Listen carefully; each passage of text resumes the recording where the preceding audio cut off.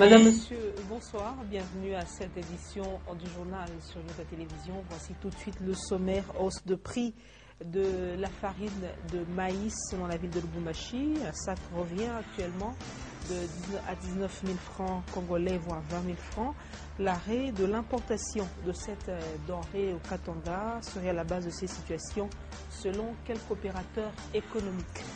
Et puis diminution sensible de l'épidémie de choléra dans le district de santé de Lubumbashi depuis la riposte de la commission de prise en charge dans le centre de traitement de choléra.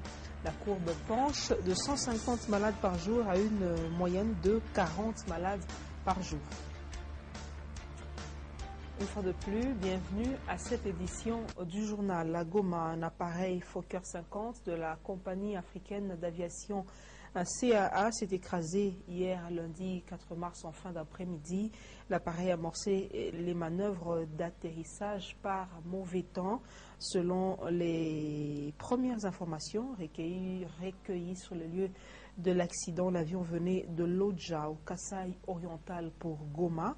30 passagers étaient à bord et 5 corps ont été repêchés de la carcasse de l'appareil qui est complètement détruit. 3 survivants ont été immédiatement conduits à l'hôpital. Ce bilan est donc provisoire. Jusque-là, reportage. Il était aux environs de 17h50 heure locale ici à Goma, lorsque l'appareil de la compagnie CAA en provenance de Lodja au Kasaï oriental amorçait déjà sa descente sur la ville de Goma pour atterrir sur l'aéroport international de Goma. D'un coup, l'appareil a percuté un arbre, aussi quelques toitures de maisons, avant de finir sa course dans un quartier résidentiel moins populaire. Selon les sources proches de la compagnie, l'appareil avait à son bord 10 passagers et membres d'équipage. Seuls 3 survivants ont été retirés des carcasses par le service de la protection civile du Nord Kivu et acheminés vite à l'hôpital Il Africa à Goma. Les enquêtes se poursuivent pour éclairer l'opinion sur la cause de cet accident et du bilan exact. Les mauvais états lors de l'atterrissage ne pourraient pas manquer, surtout qu'il pleuvait sur la ville. L'appareil irrécupérable a causé des dégâts matériels au quartier de Volcan, au sud de la ville de Goma. Des maisons et clôtures détruites sans perte de vies humaines enregistrées pour les habitants de ces quartiers. Ici, le maire de la ville de Goma, retrouvé sur place, témoigne. Un message de compassion et de condoléances aux familles et des victimes, à la population de Goma, mais aussi aux rescapés. Voilà pourquoi je parle de compassion. Goma mérite l'attention du bon Dieu, mais aussi l'attention du gouvernement central, du gouvernement provincial, pour que nous puissions avoir la paix et la sécurité. Le maire de la ville de Goma évite la démagogie et il préfère faire les enquêtes avec sa population sur un cas qui est survenu. Le prix d'un sac de farine de maïs est revu à la hausse à Lubumbashi. Actuellement, le sac s'achète à 19 000 voire 20 000 francs congolais. Selon certains opérateurs économiques, les pays qui fournissent cette denrée au Katanga ont arrêté l'importation de ces produits. Reportage. Dans l'intervalle d'une semaine, le prix d'un sac de farine de maïs de 25 kg est passé de 12 500 francs congolais à 19 000 francs, voire 20 000 francs congolais. Conséquence, plusieurs ménagères ont du mal à s'approvisionner en cette denrée qui constitue l'aliment de base pour beaucoup de Katangais. La Zambie, qui est le principal fournisseur de la République démocratique du Congo en cette denrée, aurait suspendu toute exportation. Les grands fournisseurs de maïs au Katanga, c'est la Zambie, qui est un pays frontalier qui est à côté de nous. S'il a un stock supplémentaire, complémentaire peut-être, il peut exporter. Comme il a jugé aussi que les stocks qu'il a, ça ne peut pas convenir compte tenu de la pluie de cette année-ci, il a aussi refusé d'exporter. Pour diminuer les prix des farines, il faut que les consommateurs soient à côté du producteur. Tu ne peux pas produire à Lusaka pour venir vendre à Kapirimposhi, pour aller vendre à Mansa, pour aller vendre à Solwezi, c'est impossible. À Solwezi, vous trouverez une minoterie, à Kitwe, à Chingola, c'est l'État qui finance. Mais ici, chez nous, il n'y a pas cette politique. D'après certains observateurs, un accent sur la politique agricole serait une voie de sortie de cette crise. Pour rappel, une situation similaire s'était observée au mois de novembre dernier. Heureusement que le chef de l'exécutif provincial s'était impliqué personnellement par l'importation d'un stock important de sacs de farine de maïs que les Louchois se sont approvisionnés à un prix raisonnable. Et la période de fermeture de pêche est passée. Actuellement, on peut pêcher paisiblement le poisson. C'est donc une bonne nouvelle pour les vendeurs des poissons. Eh bien, les Louchois espèrent voir les mesures de sécurité être renforcées pour éviter la pêche des poissons immatures. Reportage. La mesure de fermeture de la pêche n'est pas souvent respectée dans la province du Katanga. Conséquence de cette situation, des poissons non matures sont ramenés au rivage par des pêcheurs qui n'ont que ça comme activité et se plaignent que les eaux sont de moins en moins poissonneuses. En plus de cela, les agents de l'Agripel, très peu motivés par les mauvaises conditions de travail, sont soudoyés au quotidien par les pêcheurs. Et finalement, après ouverture de la saison de pêche, sur les marchés louchois, ce sont des petits poissons qui sont revendus et ils proviennent de l'intérieur de la province. Néanmoins, les revendeurs de poissons à Lubumbashi espèrent quand même trouver mieux que ça pour proposer des produits de qualité aux consommateurs louchois.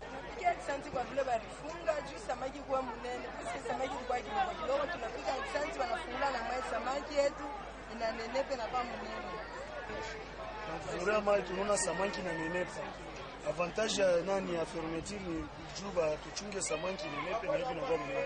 Tunampigia asante sana mwingine. En fait, le circuit de la vente du poisson au Katanga dépend du respect strict de la mesure de fermeture par les pêcheurs qui doivent en comprendre le bien fondé d'une part et d'autre part renforcer le matériel de contrôle de la brigade de l'Agripel avec paiement d'une prime de risque.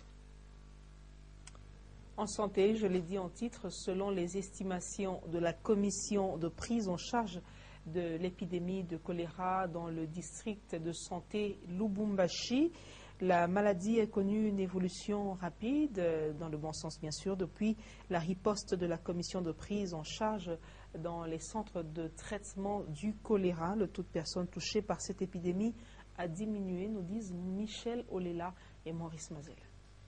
Annoncée à Lubumbashi, l'épidémie de choléra a été signalée progressivement à la commune de Kampemba dans le faubourg de Kaleja, puis signalée à la commune de Kenya le long du lit de la rivière Lubumbashi et Kafubu à Brondo et dans quelques contrées de la commune de Katuba.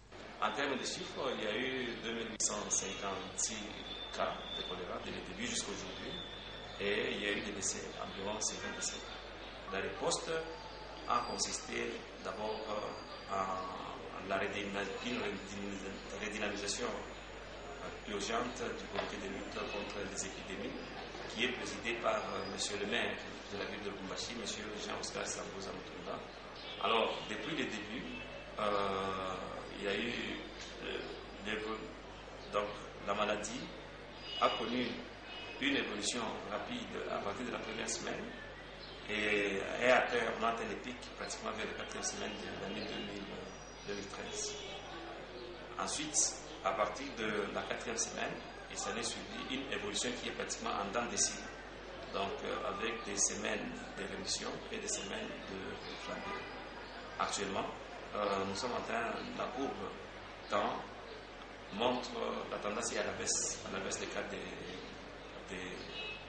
de choléra sur la ville de Lubumbashi, mais les cas sont toujours notifiés. Actuellement, nous sommes à environ 40 malades notifiés par jour. Aujourd'hui, la commission de prise en charge de malades souffrant de choléra poursuit la riposte parce que l'épidémie n'est pas encore éradiquée.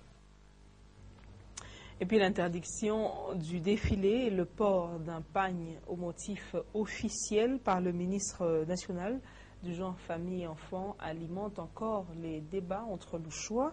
Cependant, l'idée d'amener la nation tout entière à tourner sa pensée compatriote à l'est de la RDC le jour du 8 mars est saluée. Maurice Mazel nous en parle. Depuis que le ministre national du genre famille et enfants a tenu à révolutionner la manière de commémorer le 8 mars par la suppression du défilé et d'un pagne au motif officiel, des avis sont partagés. Je soutiens totalement à 100% l'initiative de la ministre. Pourquoi? Parce que même la Bible le dit, mon peuple périt par manque de connaissances. C'est-à-dire si on n'a pas la connaissance approfondie en telle matière, on ne peut rien faire. C'est-à-dire que rester seulement sur le principe de l'égalité des droits sociaux entre l'homme et la femme, cela ne suffit pas. Nous devons apprendre à ces jeunes filles là-bas les connaissances qu'il faut pour qu'ils puissent se prendre en charge et arriver à servir l'humanité. Parce que s'ils n'ont pas de connaissances approfondies en cette matière, ils ne vont rien faire. Et la formation ne doit pas être superficielle, ça doit entrer en profondeur. Et par là, nous soulignons que même nous les hommes ici, nous ne sommes pas venus de nous-mêmes, nous sommes venus à partir de la femme. Mais maintenant, si cette femme là-bas n'est pas éduquée, comment est-ce qu'elle saura encadrer les enfants? C'est-à-dire qu'elle doit avoir des connaissances très approfondies pour encadrer les enfants à partir de la maison et là où ils sont. Selon qu'on s'appuie sur tel ou tel autre registre du message de Mme Geneviève Inagoussi, chacun donne son point de vue. Le compte à rebours a déjà commencé. L'opinion espère qu'à l'approche du 8 mars, des travaux s'effectuent dans les ateliers et dans les quartiers généraux des femmes pour que le jour venu, la journée internationale de la femme soit un succès à Lubumbashi comme partout au Congo démocratique. Et les avenues Tchangalele et routes Kassapa sont menacées par les eaux qui proviennent d'un égout qui date de l'époque coloniale. Depuis le passage de l'Office de voirie et drainage sur les lieux, rien n'est fait jusqu'à ce jour. Conséquence, les nids des poules poussent comme des champignons sur cet acte. Reportage. Dans un avenir très proche, les usagers des avenues Tchangalele, les routes Kassapa et Mpolo auront du mal à circuler sur ces voies suite aux érosions qui sont causées par les eaux en provenance de l'avenue Tchangalele. En effet, un égout usé par le poids des lages déverse chaque jour des plats d'eau qui détériorent au quotidien ces routes. En croire les usagers de ces axes routiers, l'Office des voiries et drainage n'est pas arrivé à bout de ce ruissellement. Depuis lors, au croisement des avenues Tchangalele et route Kassapa, le passage des véhicules devient pénible. L'eau stagne et des nids de poules commencent à apparaître sur la route. Les étudiants de Lubumbashi et ceux qui habitent dans cette contrée sont tout le temps préjudiciés parce que les automobilistes qui empruntent cette voie se plaignent de l'état délabré de la chaussée. Même les propriétaires des maisons se sentent eux aussi menacés par ces interminables inondations, surtout quand il pleut abondamment. Ces eaux se ramifient sur l'avenue Maurice Polo. Et la femme de prière, c'est sous ce thème que le comité des mamans de l'église évangélique Puy de Jacob a organisé la 3e convention de prière. Les oratrices ont exhorté toutes les femmes à avoir une vie de prière. Edouard Kankou-Chitenge nous en parle.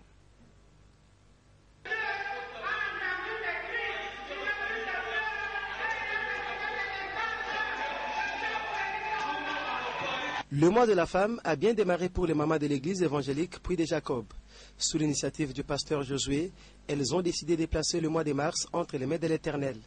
Voilà pourquoi le comité des mamans de cette église a organisé la 3e convention des prières qui a commencé le 4 mars et elle prend fin le 10 mars en cours. Les oratrices qui se sont succédées du haut de la chaire ont axé leurs interventions sous le thème « La femme de prière ». Maman Mélanie Kyungu, l'une des oratrices, a insisté que les femmes doivent se réveiller en ce mois de mars.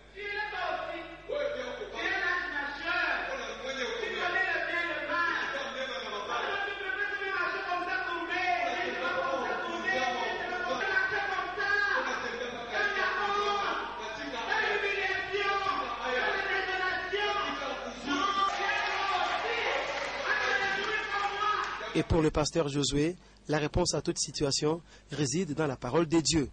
À l'honneur de la femme. Comme 7 mois, c'est bien connu partout, c'est le mois de la femme.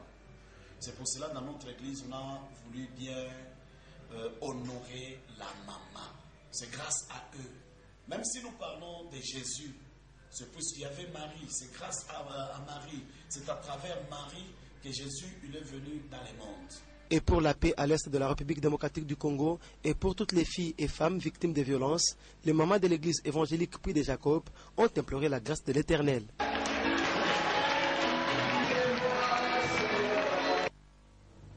Et on va parler sport avant de se quitter en prévision de la journée du 8 mars. L'équipe des femmes travailleuses de Nyota Radio et Télévision s'entraîne pour affronter le 9 mars prochain l'équipe des femmes travailleuses de Kyondo Radio et Télévision en match amical de football. Suivez donc les séances d'entraînement des femmes travailleuses de Nyota Radio et Télévision. Nous sommes ici en train de nous entraîner. C'est en rapport justement avec le match que nous allons livrer contre nos consorts de Kyondo. Ça veut dire que nous sommes déterminés. Vous avez vu, on assiste à l'entraînement avec notre coach et le comité directeur qui nous assiste. Donc ça sera chaud samedi. On compte bien gagner ce match. En tout cas avec l'appui de tout le monde et nos fans, il faut que je dise comme ça, bon, nos téléspectateurs. Venez nous soutenir. Nyota, la chaîne de sport, en tout cas, on fera du sport notre affaire. C'est vrai que Tabaouna va au Kyondo. On attend jusqu'à samedi, tout n'a déjà entraîné. À tout n'a pas. Tout très sûr, capitaine. Très en bout, tout miou. Picavin, tout.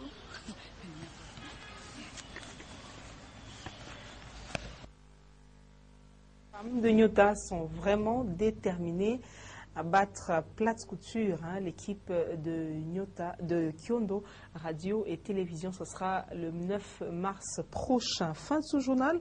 Madame, Monsieur, voici le rappel des titres.